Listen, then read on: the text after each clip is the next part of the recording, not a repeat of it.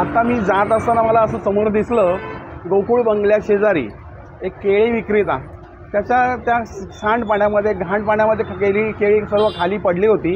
तर मी त्याला विचारणा केली, तू हीच केळी पुन्हा पुन्हा कशी काय विकायला ठेवतोय? तर त्याने आम्हाला पुन्हा प्रतिप्रश्न केला की इथं माझं नुकसान झालं आहे ते तुमचा बाप भरून देणार आहे का, असं मी त्याला विचारणा केली. आणि ते केळी भरून तो गोपी टॉकीजच्या तिथे कुठेतरी विकायला बसला. हे आत्ता 4:30ची घटना आहे.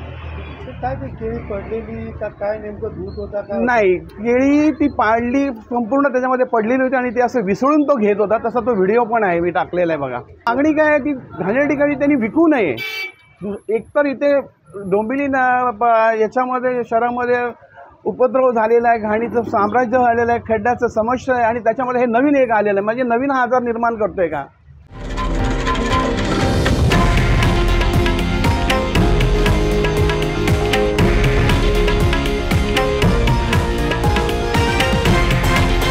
हे आहे देशातील नंबर 1 न्यूज नेटवर्क आणि आपण पाहत आहात TV9 मराठी, एकमेव.